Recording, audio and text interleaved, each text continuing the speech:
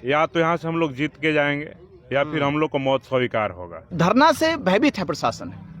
वहाँ जितने बौद्ध भिक्षु जा रहे हैं, बौद्ध उपासक जा रहे हैं महाबोधि महाविहार में, तो उनसे पूछा जा रहा है आप लोग धरने में आए हो या महाबोधि महाविहार में आए हो। अगर किसी ने ये कह दिया कि हाँ हम धरना से होके आए हैं, उनके साथ बदतमीजी की जा रही है, उनको डराया जा रहा है, धमकाया जा रहा है, उनको भगाया जा रहा है। तो पत्रकार यहाँ जो आए धरने पे, पत्रकार पूरे देश में जाता है। बिल्कुल, पत्रकार का काम कर्तव्य होता है जनता की बात सरकार को पहुंचाना, सरकार की बातों को जनता तक पहुंचाना। तो पत्रकार अपनी ड्यूटी को ईमानदारी से निभा रहा, और पत्रकार का दायित्व है वो सरकार के दफ्तर में भी जाएगा, प्रशासन के दफ्तर में भी जाएगा। क्या पुलिस स्टेशन कोई अलग देश था? पत्रकार बंधु चले गए तो यहाँ के प्रशासनिक जो भी जिम्मेदार थे थाने के, उन्होंने इनको डिटेन कर लिया। किस अधिकार में किया? क्या अपराध था इनका? ये पत्रकार बंधुओं को पूछना चाहिए एकजुट होकर कि पत्रकार बंधुओं क्या अपराध था कि आपने 10 घंटे उनको बिठा के रखा? कोई एफआईआर उनकी, कोई गलत काम किया उन्होंने? कोई अपराध नहीं था, वो बिना अपराध के 10 घंटे की सजा दी उनको। सिर्फ जो आंदोलन की कवरेज दे रहे हैं बिल्कुल इसी के कारण है कि जो आंदोलन को दिखा रहे थे देश दुनिया को। और ये बता रहे जो डिटेन किए गए, साथ के साथ पत्रकार बंधुओं ने बताया, यूट्यूबर्स ने, कि हमसे ये पूछा गया कि आप क्यों झंझट में पड़े हो, अपने अपने साइड लौट जाओ, क्योंकि तुम लोग वीडियो बना रहे हो, वीडियो डाल रहे हो। तो उनको परेशानी हो रही है कि आप जैसे ईमानदार और समाज के प्रति जो समर्पित भाव से इस आंदोलन को दिखाने का काम कर रहे हैं, ये आपसे भी उनको परेशानी हो रही है। ये जो आंदोलन है कितना अभी जीत के करीब पहुंचा है? हम तो मान चुके हैं, हम तो मान चुके कि हम तो जीत के पास है और जीतेंगे। अब ना तो हमें आशंका लगती है, ना हमें कोई आश्वासन चाहिए। अब तो हक है, हक हम लेके रहेंगे। स्वरूपानंदी का एक देखे ट्विटर पर कह रहा है कि वो भंते के आड़ में चीवर पहने हुए लोग बैठे हैं, अब इन लोगों को समझाना पड़ेगा। हम पहुंच रहे हैं बोध गया समझाने के लिए। क्या कहिएगा स्वरूपानंद के लिए? महोदय ने तो कहा था कि मैं होली के बाद आ रहा हूँ, होली बीत जाए, मैं होली के बाद आ रहा हूँ। और होली बीत गई, रंग भी उतर गया, चेहरे भी साफ हो गए अब तो उनके, तो दिखाई नहीं दे रहे। अब तो वो दिखाई नहीं दे रहे। ट्वीट भी डिलीट हो गया, ट्वीट भी डिलीट हो गया, ट्वीट भी डिलीट हो गया। आप सोचिए, आई भी नहीं, पहले ही उनकी सिट्टी मिट्टी गुल हो चुकी है। ये संकेत है कि जीत की तरफ बहुत आप लोग नजदीक में हैं। पूज्य भंते जी बैठे हैं, जिनके नेतृत्व में चल रहा है। भंते प्रज्ञाशील माथेरा जी है, भंते करुणाशील राहुल है, हमारे आकाश लामा जी है, और पूरा भिक्खु संघ बैठा, आप देख रहे हैं। ये जीत का प्रमाण है। तो देखिए यहाँ पर जो भीम आर्मी के प्रदेश अध्यक्ष अमर ज्योति जी हैं, जो कि रात्रि के 10 बजे पहुंचे हुए, इनसे बात करेंगे कि क्योंकि चंद्रशेखर आज़ाद लगातार इस मुद्दे को संसद भवन में उठा रहे हैं, और 2 बार जो है चंद्रशेखर आज़ाद इसको संसद भवन में काफ़ी सीरियस होकर मुद्दा को उठाने का काम किए। खुद भीम आर्मी के राष्ट्रीय अध्यक्ष विनय रतन सिंह जी बीते दिनों इस आंदोलन में शामिल हुए थे। अब जो है प्रदेश अध्यक्ष अमर ज्योति जी पहुँचे हुए हैं। क्या कुछ ये लोग करेंगे इसके पूरे आंदोलन को लेकर? कैसे देख रहे हैं इस आंदोलन को लेकर? क्या करेगी भीम आर्मी? अगला प्लान क्या होगा भीम आर्मी का? देखिए, सबसे पहले तो यहाँ जो बौद्ध भंते, भिक्षु, उपासक, उपासिका, इनके जज्बे को मैं जब पहले दिन से देख रहा हूँ, तो मुझे ऐसा लग रहा है कि जब ये लोग लगातार 35 दिनों से यहाँ बैठ करके, 37 दिनों से लगातार बैठ करके यहाँ पे महाबोधि महाविहार मुक्ति आंदोलन को मजबूती प्रदान करने के लिए, जबकि इनका काम ये नहीं है आंदोलन करना और धरने पे बैठना, इनका काम नहीं है। इनका काम है कि जो महात्मा बुद्ध के उपदेश हैं उसको जन जन में फैलाना और उनके रास्ते पे चलना। जब ये लोग इतने, हाँ जी जी जी जी, जो बुद्ध का उपदेश है उसको प्रचार प्रसार करने के लिए, लेकिन ये आज अगर आंदोलन पे विवश हैं, तो मुझे इनको देख करके हिम्मत मिल रहा है। और मैं आपको दावे के साथ कहता हूँ कि या तो यहाँ से हम लोग जीत के जाएंगे या फिर हम लोग को मौत स्वीकार होगा।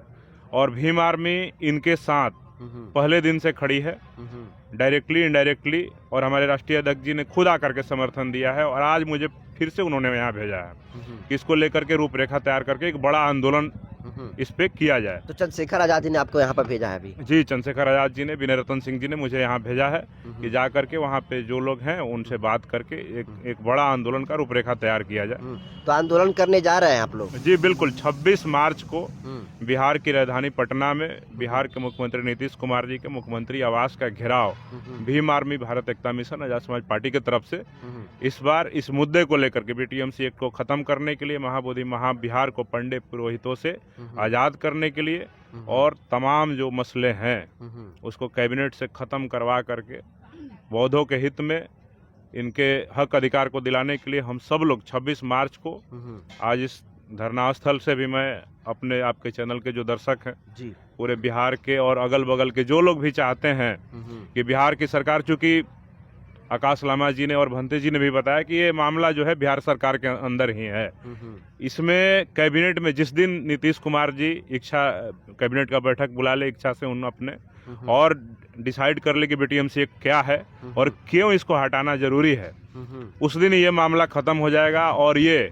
बौद्ध महाबोधि महाबिहार बौद्धों को मिल जाएगा और पंडे पुरोहित यहाँ से हट जाएंगे और बीटीएमसी एक्ट खत्म हो जाएगा और नया कानून इस बोध गया टेम्पल मैनेजमेंट को टेम्पल को मैनेजमेंट करने के लिए नया कमेटी बन जाएगी। जो भी सरकारी कमेटी बने उसमें सारे के सारे बौद्ध हों और इसमें किसी भी गैर बौद्धों का हस्तक्षेप नहीं होना चाहिए, क्योंकि आप देखते हैं कि इस देश में जो भी मंदिर हैं उस पे ब्राह्मणों का कब्जा है, ईसाइयों के जो गिरजाघर हैं उस पे ईसाइयों का कब्जा है, मस्जिद है उस पे मुसलमानों का कब्जा है, गुरु घर है उस पे सिखों का है, वो लोग ही पूजा पाठ कराते हैं और तमाम चीजें करते हैं। तो हमारे बुद्ध की धरती जो पूरे दुनिया में एक विरासत के तौर पे है, इस विरासत को हम बौद्धों के ही कब्जे में देखना चाहते हैं, इसलिए हम सब लोग दृढ़ निश्चय कर लिए हैं कि इस आंदोलन को इनके साथ मजबूती के साथ खड़े होकर के आगे हम सब लोग ये शांतिपूर्ण तरीके से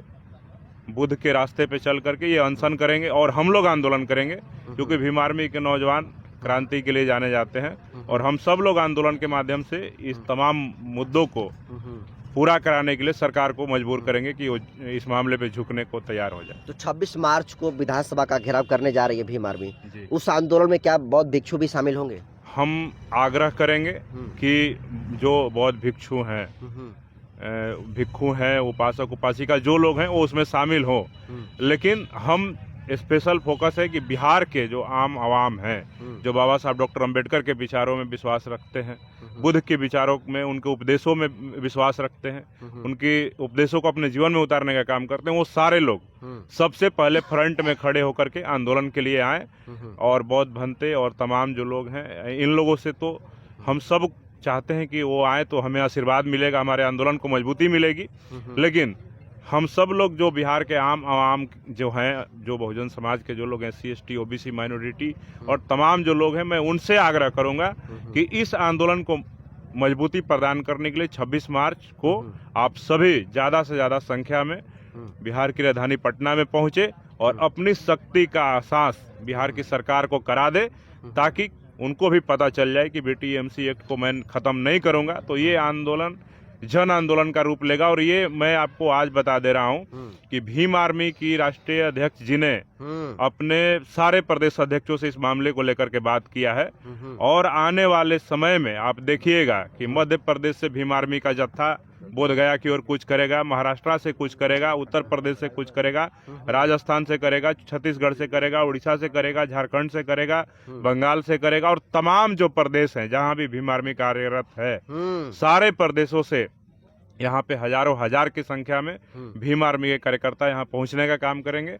और जिस प्रकार से भंते जी ने बताया कि 5 अप्रैल को यहाँ पे लाखों के संख्या में लोग पहुँचेंगे, उस आंदोलन को मजबूती प्रदान करने के लिए हम लोग और दुगना दम लगा देंगे कि वो आंदोलन जो 1 लाख का है उस दिन 2 लाख का हो जाए। भीम आर्मी उसके लिए अपना हर संभव कदम और ताकत लगाने का काम। एक आखिरी सवाल लेंगे, 37 दिन से बौद्ध भिक्षुओं का BT एक्ट 1949 को निरस्त करने के लिए आंदोलन चल रहा है। जितने ये गंभीर मुद्दा है, जितना सीरियस ये मुद्दा है, उसको लेकर तो विपक्ष को एक बहुत बड़ा मुद्दा बनाना चाहिए। क्या लग रहा है कि विपक्ष क्यों इस मामले में फिसडी है? देखिए, मुझे लगता है कि विपक्ष के नेता अभी इस चीजों को समझ ही नहीं पाए हैं कि बीटीएमसी एक्ट क्यों खत्म किया जाना चाहिए, महाबोधि महाबिहार बौद्धों के कब्जे में क्यों आना चाहिए। हम तो मांग करेंगे कि बिहार में नेता प्रतिपक्ष तेजस्वी प्रसाद जी हैं, वो इस मामले को लेकर के विधानसभा में बात रखें।